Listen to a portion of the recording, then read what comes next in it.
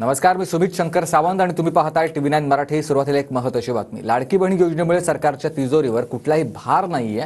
अनौपचारिक चर्चांमध्ये उपमुख्यमंत्री अजित पवार यांनी ही माहिती दिलेली आहे। लाडकी बहीण योजनेमुळे सरकारच्या तिजोरीवर कोणताही भार नसल्याचं अजित पवार यांनी म्हटलंय। अक्षय मनकणी माझे सहकारी आपल्याला याविषयी अधिक माहिती देतील।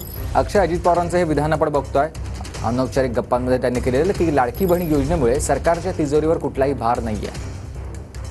नक्कीच सुमित, उपमुख्यमंत्री आणि अर्थमंत्री असलेले अजित पवार यांनी पत्रकारांशी थोड्याच वेळापूर्वी अनौपचारिक गप्पा मारल्या। त्या सगळ्या गप्पांमध्ये त्यांनी अत्यंत महत्त्वाची माहिती दिली की मुख्यमंत्री लाडकी बहीण योजनेमुळे सरकारच्या तिजोरीवरती कोणताही आर्थिक भार नाहीये। खरं तर पुढच्या वर्षीचा अर्थसंकल्प जो आहे तो 7 लाख कोटींचा अर्थसंकल्प आहे। त्यामुळे त्या 7 लाख कोटींच्या अर्थसंकल्पामध्ये 40,000 कोटी रुपये जे आहेत ते मुख्यमंत्री लाडकी बहीण योजनेला सहजरित्या बाजूला ठेवता येतील आणि त्याचसोबतच इतर अपव्यय खर्च जो आहे जो अधिकचा खर्च होतो तो अपव्यय टाळून कुठेतरी मुख्यमंत्री लाडकी बहीण योजनेसाठी ते बाजूला करता येतील पैसे। आणि त्याचसोबतच या वर्षांमध्ये 2 निवडणुका आहेत, अर्थात लोकसभेची निवडणूक होऊन गेली आणि आता विधानसभेची निवडणूक होणार आहे। त्यामुळे या दोन्ही निवडणुकांच्या वेळेस 2-2 महिन्याचा कालावधी आहे, अर्थात 4 महिन्याच्या कालावधी। या 4 महिन्याच्या कालावधीमध्ये निवडणुकांच्या कालावधीमध्ये